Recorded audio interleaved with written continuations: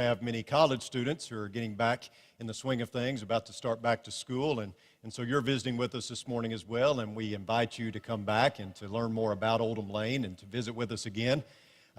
With that in mind, I want to introduce to you a college student that's placing membership with us this morning. His name is familiar because he is a Proctor, Betty Proctor's grandson. If you know Betty, you know that her other grandson came last year, and now Luke is joining us, and I'm going to ask Luke to stand if he doesn't mind. There is Luke, and you know his brother Noah. His father Mark is with us as well, and his mom Melanie. Thank you, Luke, for being with us. Look forward to having you serve with us here at Oldham Lane. Will I ever laugh again? That is the question that was posed to me by a woman who had lost her husband after 40 years of marriage. She wondered how she was ever going to move forward and be able to cope with her loss. And her sentiments probably are very familiar to some of you. It reminds me of what a man by the name of Nicholas Walterstorff wrote after the loss of his son in a mountain climbing accident. He wrote, "I buried myself that warm June day. It was me those gardeners lowered on squeaking straps into that hot, dry hole. Curious neighborhood children looking down at me. Everyone stilled, wind rustling in the oaks. It was me over whom we slid that heavy slab, more than I can lift. It was me on whom we shoveled dirt. It was me we left behind after reading Psalms." Those of you who have ever lost a spouse, a child, a loved one, know that that loss affects every fiber of your being. It touches you to the core and affects you so profoundly that sometimes it can be very difficult to move forward. What is and what has happened cannot be changed. And so at some point you have to face the reality that the flowers have withered, the loss is real. Will you be able to go on? Will you ever be able to laugh again? That is a question that many of us ask. But you know, death presents us with a choice, and it's not an easy choice, but it's a choice of whether to be helpless or to be hopeful. Do we move on with the scars freshly on our hearts, or do we succumb to anxiety and depression? This series has been focusing on managing grief, coming to terms with grief in our lives. This last lesson this morning, I want us to look at some very practical ways in which we can turn the corner.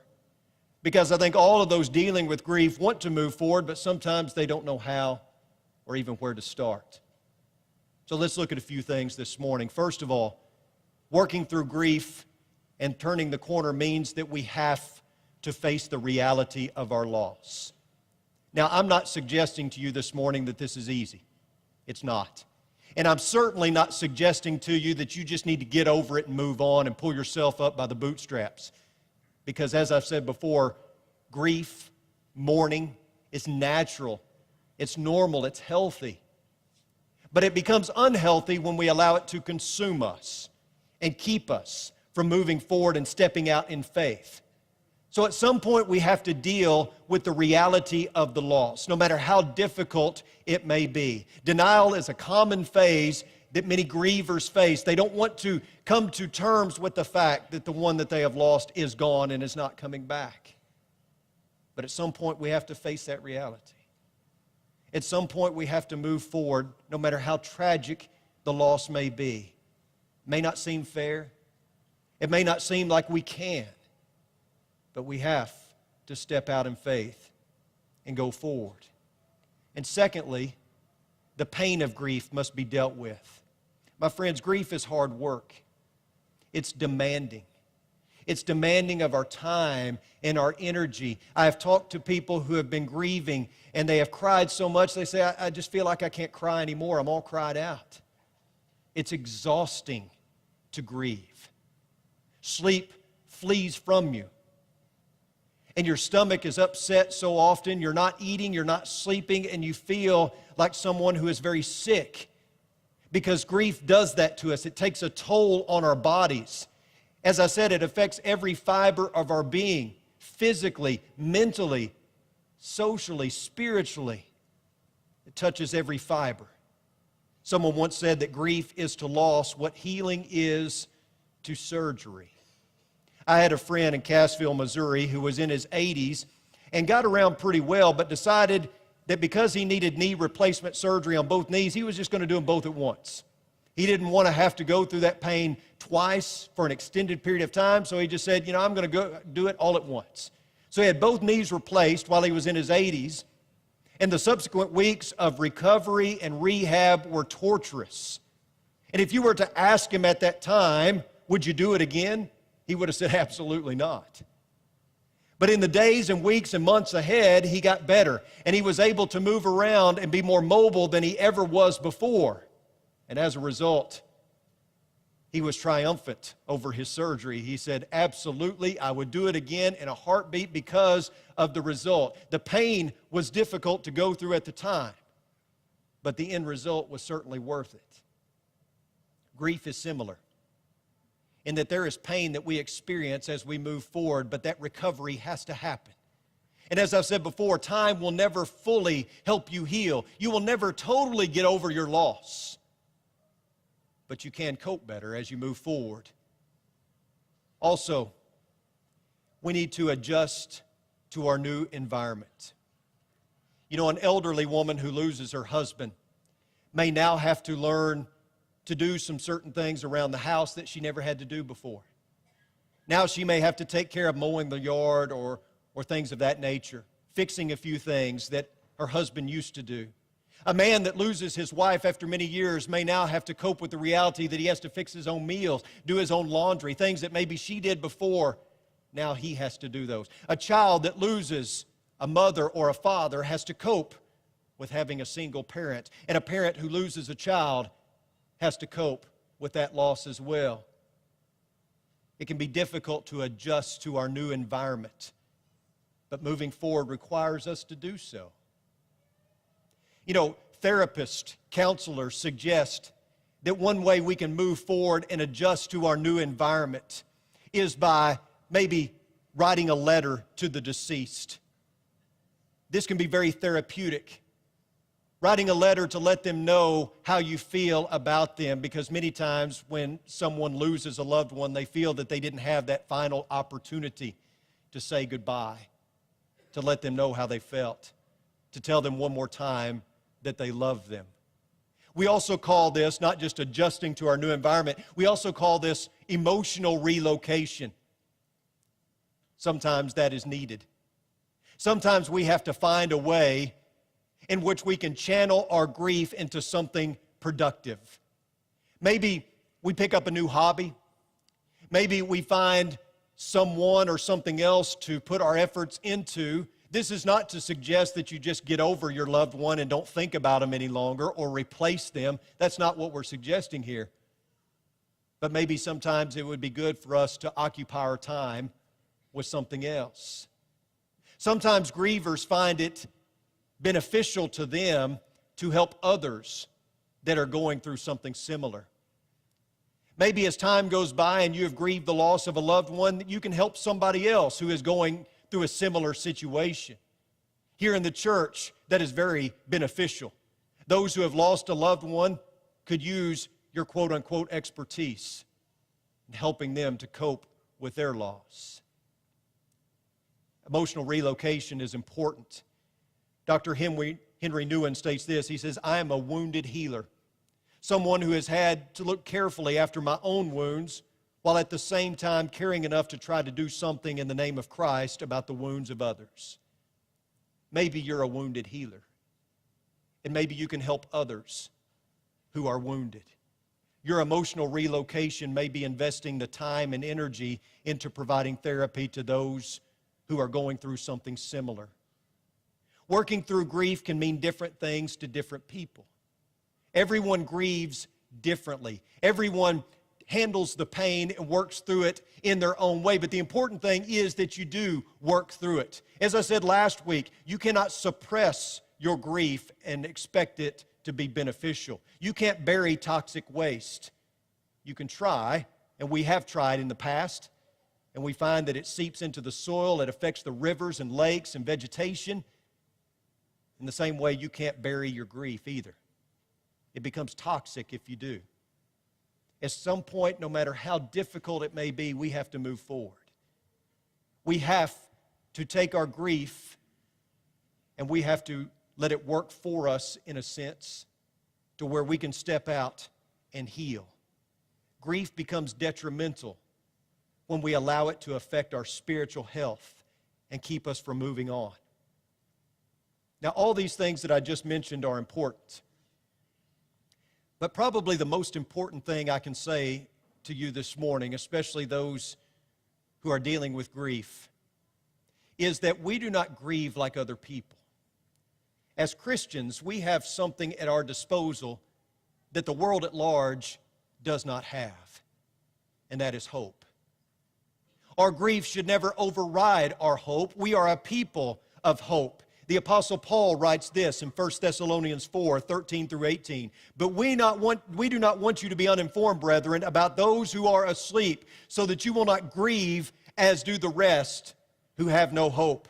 For if we believe that Jesus died and rose again, even so God will bring with him those who have fallen asleep in Jesus. For this we say to you by the word of the Lord, that we who are alive and remain until the coming of the Lord will not precede those who have fallen asleep. For the Lord himself will descend from heaven with a shout, with the voice of the archangel, and with the trumpet of God, and the dead in Christ will rise first. Then those who are alive and remain will be caught up together with them in the clouds to meet the Lord in the air. And so we shall always be with the Lord. Therefore, comfort one another with these words. Paul writes, so that you will not grieve as do the rest who have no hope. Paul doesn't say it's wrong to grieve. He doesn't say it's wrong to have sorrow. In fact, in Philippians 2 and 27, he claimed that he would have sorrow upon sorrow if his friend Epaphroditus had died. Paul knew about grief. He doesn't say that it's wrong to grieve. He just says, don't grieve as others do. Because you have hope. You have something at your disposal that is far greater than anything you could ever imagine. Hope drives us. It helps us to understand that this life isn't all there is, that there is something far greater for us. And because of that, we can live life on different terms and in a different way. If you have hope, you have everything. Because our God, who cannot lie, has promised us that if we live life faithfully to him, that we will have something far greater as an inheritance. That we have an eternity with him where there is no more grief, where there is no more pain, where there is no more sorrow, and where he will wipe away every tear from our eyes. I want you to consider what the Bible has to say about those who die in Christ. First of all, they are blessed. Revelation 14 and 13 reads, and I hear a voice from heaven saying, write, blessed are the dead who die in the Lord from now on. Psalm 116 and 15 states, precious in the sight of the Lord is the death of his godly ones. Those who die in Christ are also at rest. The second part of Revelation 14 and 13 reads, yes, says the Spirit, so that they may rest from their labors, for their deeds follow with them. Those who die in Christ will accompany him when he returns to call his own. That's 1 Thessalonians 4, 14, 16, and 17. That conveys this truth. And those who die in the Lord will have a blissful reunion with their faithful loved ones who have gone on before, while praying and fasting in the hope that God would save and make well his infant son. David was hoping for a miracle. He laid on his face, he prayed, he fasted, he wept. But then when his son finally died, he got up, he cleaned himself, he ate. And this perplexed his servants, the people around him. And he makes the statement that he can't bring his son back, but he can go to him someday. Also in Genesis 25 and 8, as well as Matthew 8 and 11, These are other passages that convey the truth that faithful loved ones will be reunited in heaven. And perhaps the greatest truth regarding those who die in Christ is that they shall be with the Lord forever. This is plainly stated in 1 Thessalonians 4 and 17, where we read from a moment ago, and we shall always be with the Lord. I don't know about you, but I am glad that this life is not all there is. Now, I will tell you, I have been blessed beyond anything that I could ever deserve. This is a good life, and I am thankful for it. But I'm also very thankful that this life is not all that there is, that there's something greater awaiting us. That if we live faithfully to God on His terms, following His will, seeking to please Him in all that we do, that there will come a day when all the injustices, when all the wrongs of this life will be made right, where we will live in peace and comfort for all eternity. And where my grandfather, who didn't know me the last few years of his life, when I would go and visit him and look in his eyes and just see emptiness, that he will be made well. That those of you who have dealt with sin and sickness and death in your life, tragedy upon tragedy, and you say, where is the fairness to all of this? You can look forward to a day when all will be made right, when there will be hope, and that hope will be realized. This world causes us to hope for something more because this life can't be all there is.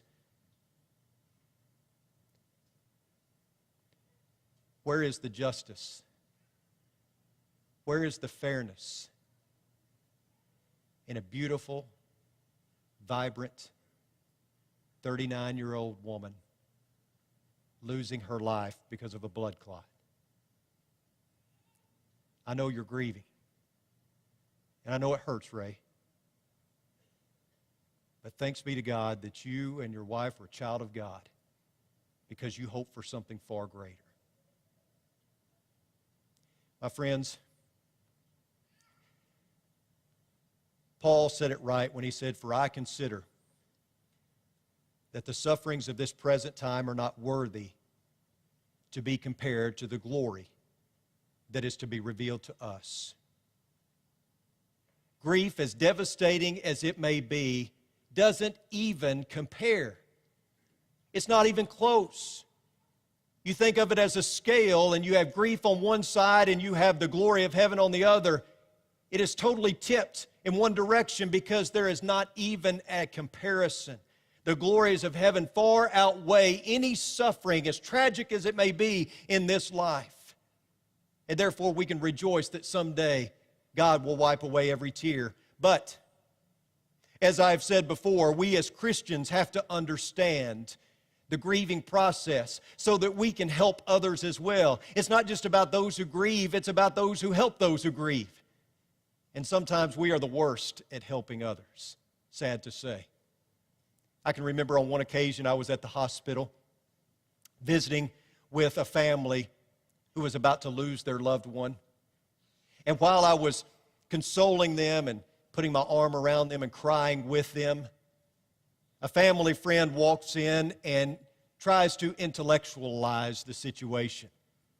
She felt it was her responsibility to offer her words of wisdom.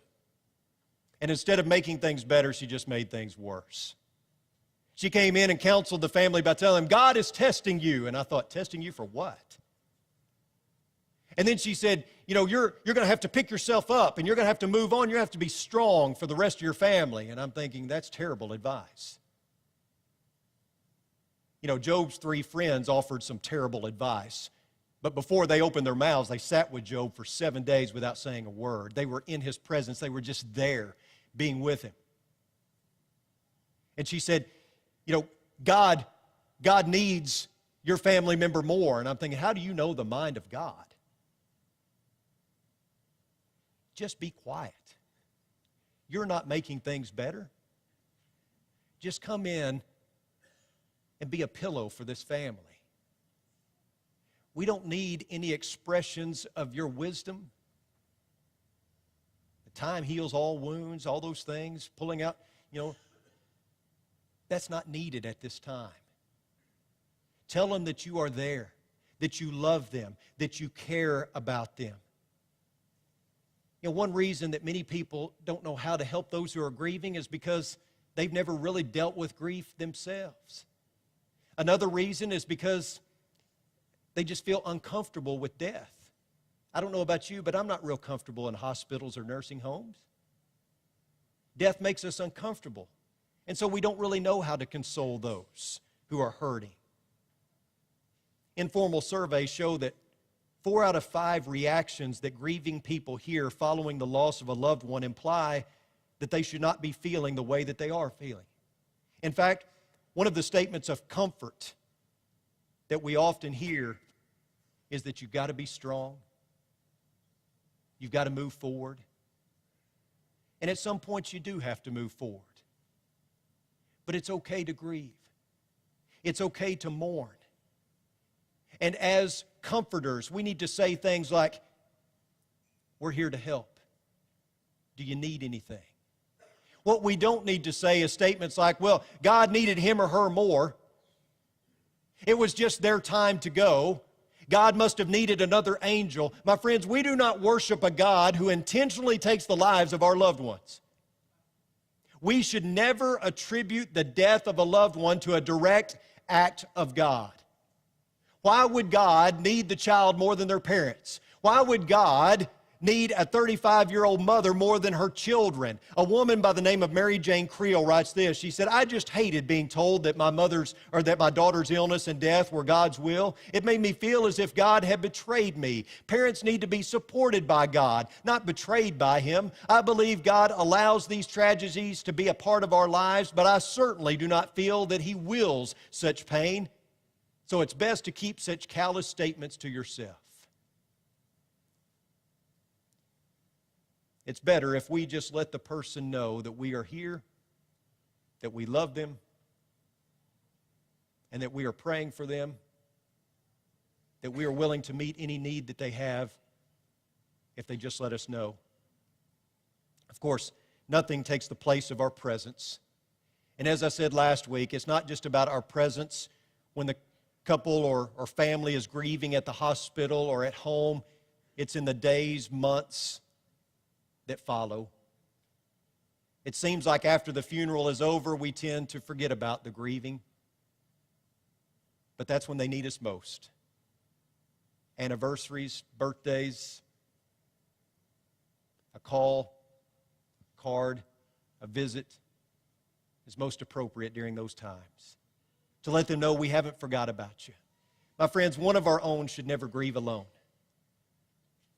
One of our own should never grieve in solitude. Mary and Martha had friends with them when they were grieving the loss of Lazarus. Job had his 3 friends come and sit with him for 7 days. Jesus took the inner 3 with him when he went to the garden to pray and was grieved to the point of death. We need each other. God knew this, which is one of the primary reasons why he established the church, because he knew that we need each other. We are to rejoice with those who rejoice. We are to weep with those who weep. We are family. And family takes care of its own. Turning the corner and heading down the road to recovery takes God, and it takes other Christians as well.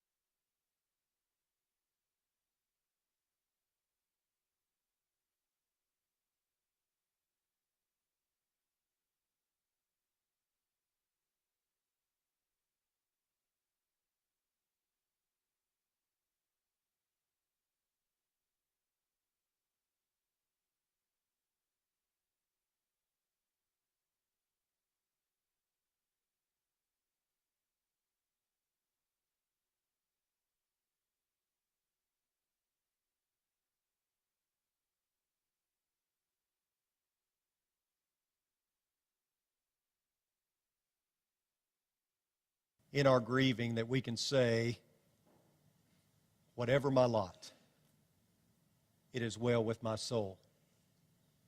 Because we do not grieve like the rest of the world. And the reason why we don't is because we have hope.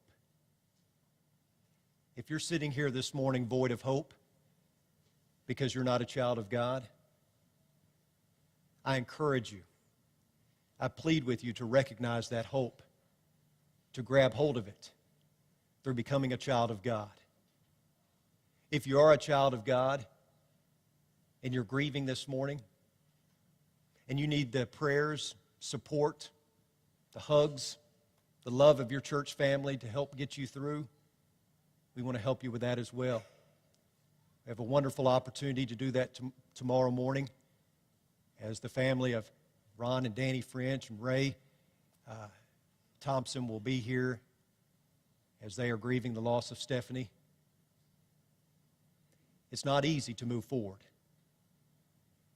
but you can turn the corner. And hope is our biggest weapon. Whatever your need is, come now as we stand and as we sing.